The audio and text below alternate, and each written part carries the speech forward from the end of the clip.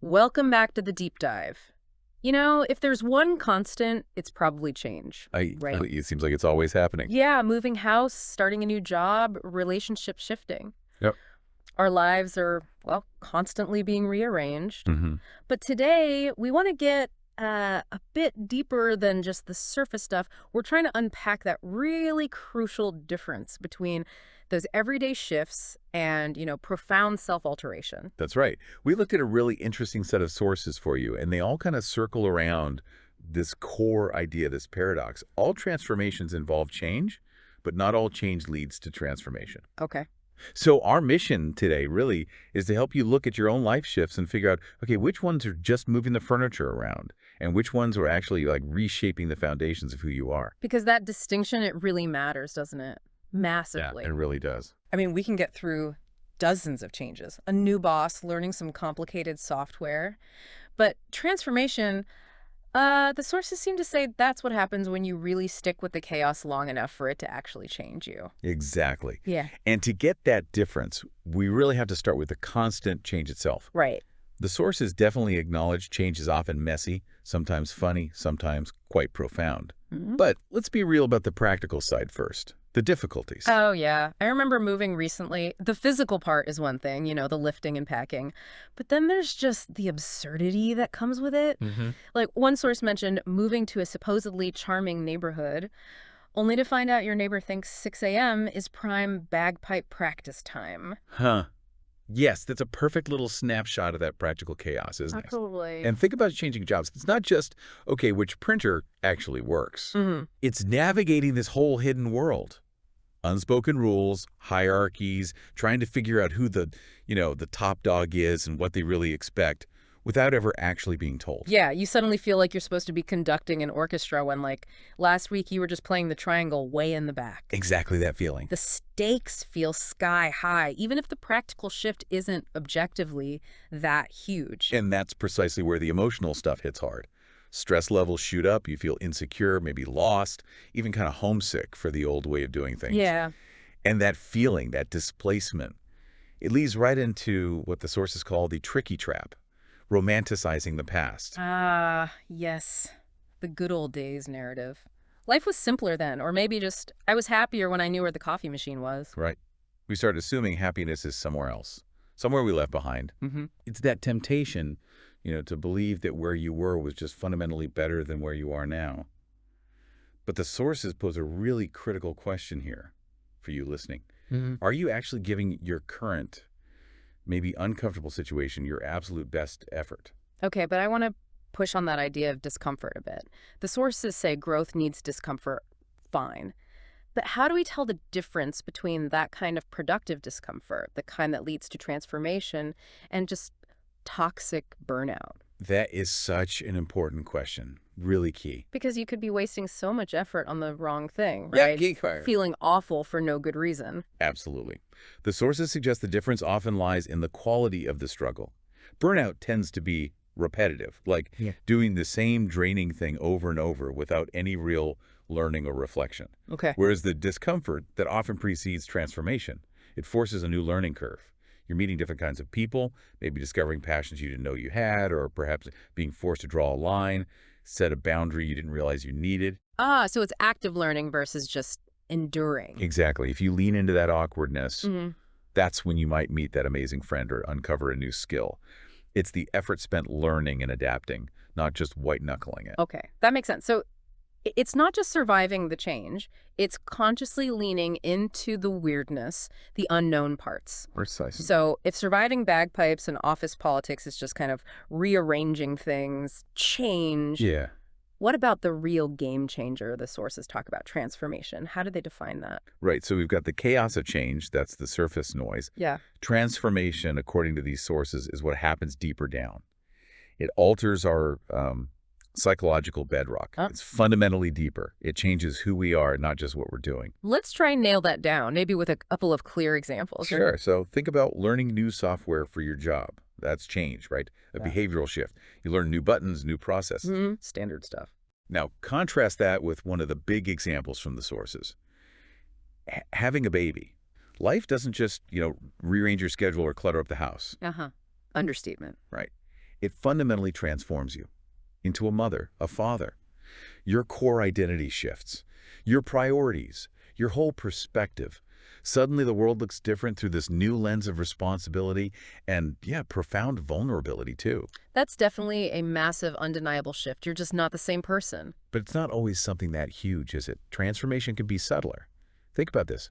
Change is starting a new diet. You alter your eating habits. Okay. Transformation, though, might be realizing you were using food or maybe alcohol to cope with some unaddressed anxiety, and then finding and integrating healthier ways to actually process those emotions. I see. The outward action, the diet, that's the change. Yeah. But the internal shift, how you manage your feelings, that's the transformation. That move from external behavior to the internal architecture, Right. like that's the real signpost. And this is where it gets really interesting because transformation often comes with, well, incredibly high intensity, even when the event itself isn't positive. Yes, exactly. Loss is probably the most powerful example. Mm. Losing someone you love. Mm-hmm. It's not a positive change, obviously. It's devastating, raw.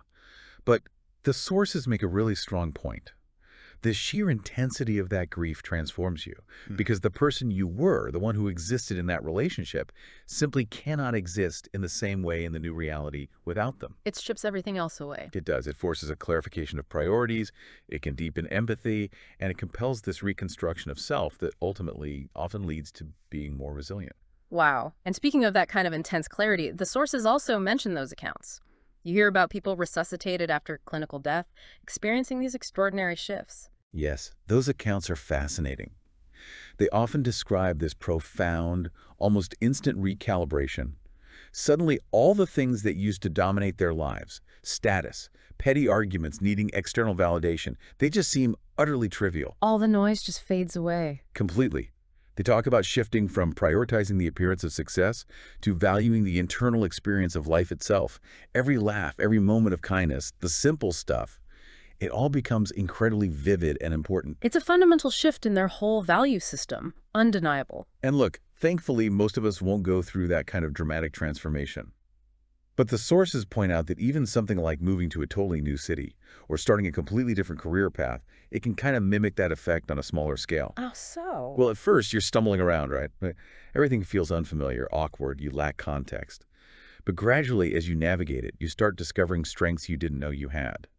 Maybe a knack for problem solving or a new kind of patience. Right. Your view of the world literally shifts as what was once strange becomes your new normal, your new baseline. Okay, so if we accept transformation needs that effort, that vulnerability, Yeah. how do we actively nudge simple change, like moving towards becoming that more profound internal shift? The sources seem to suggest it takes time, real sustained effort, and yeah, a willingness to just step into the mess. All right. And we actually have this fantastic, detailed personal story in the sources that illustrates this perfectly. It's about the experience of moving to a foreign country without speaking the language. Oh, wow. Okay, that sounds like peak messiness. It really is. And initially, they described it as this whirlwind adventure, the honeymoon phase of the challenge, trying to decode complicated menus, navigating totally baffling bureaucracy, realizing that just buying milk is suddenly this complex cultural negotiation. To stimulate. Right? They were constantly adapting. But that adaptation, it was mostly behavioral at first, wasn't it? Changing what they did to get by. Precisely. That's the key point. The real transformation didn't kick in until years later, after the novelty wore off. That's when they finally slowed down enough to really feel what had been quietly lost along the way. The easy routines, the simple social connections, that whole network of friends back home. The comfort zone, gone. Exactly. And that absence, that lack of the comfortable, it forced this profound relational transformation between the couple in the story. Tell us about that, because they were independent people before, right? Used to their own lives. Completely. And suddenly, they had to rely utterly on each other. They became the primary support system, the main translator, the adventure partner, often the only person they could truly fluently connect with. Wow. And that process, it profoundly strengthened their bond. Not because it was easy, but because they navigated this shared, sustained struggle together. The whole experience wasn't just about finding a new place to live. It was about fundamentally altering the structure of their relationship, their priorities. Okay, let's pull out the key lessons from that story because they feel really important.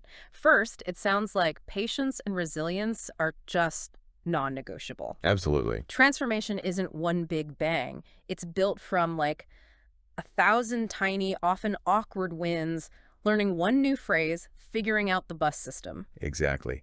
And second, the sources talk about this idea of the gift of loss, which sounds counterintuitive, but Yeah. transformation nearly always involves letting go of people, maybe routines, maybe even beliefs or things that have, served their purpose. It's often painful, yes, but it seems psychologically necessary. Why necessary? Because that space, that void created by the loss, that's what allows the new structure of self to actually emerge. You can't really build a new house while you're still standing inside the old one. Right, that makes sense. Let it go to make room. And the third big takeaway seems to link back to those near-death accounts.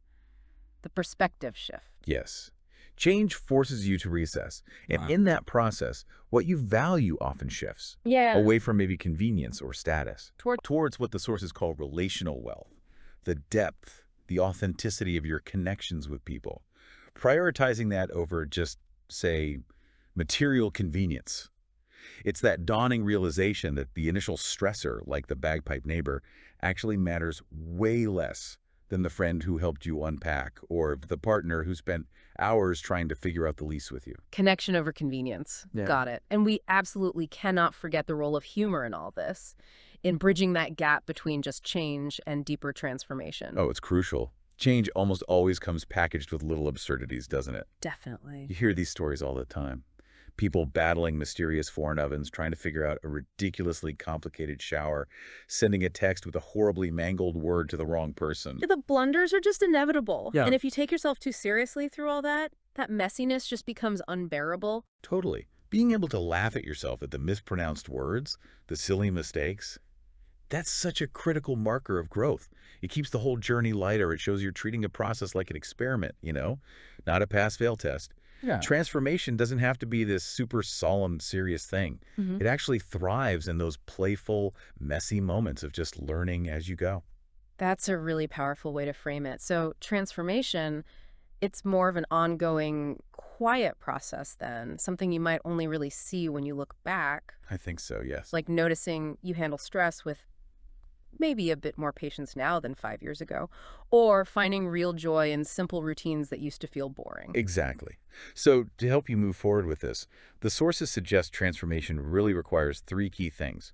First, staying present, really engaging with whatever uncomfortable experience is happening now. Okay, not checking out. Right. Second, embracing the discomfort and the uncertainty as like necessary ingredients, not signs of failure. Necessary for growth. Yes.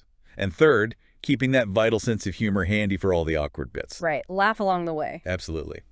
Okay, so as we wrap up this deep dive, since transformation is really about altering who you are at your core, getting clearer perspective, maybe consider this tension. Our modern lives often push us towards convenience, towards nostalgia, almost to avoid the chaos needed for a profound shift. That's a great point. So maybe ask yourself, what's one habit or maybe one viewpoint that you're currently holding on to mostly because it's easy or familiar? And what tiny, maybe slightly awkward step could you take even today to invite a truly profound shift in your priorities, rather than just another rearrangement of your schedule? So we've completed this stage of the deep dive, and since the whole thing depends on that next batch of material from Rosita, Well, then all that is left for us to say is take care. we'll be right here, ready and waiting to tackle whatever new subject Rosita sends our way. Until then, keep thinking, keep questioning, and we'll see you soon for the next deep dive.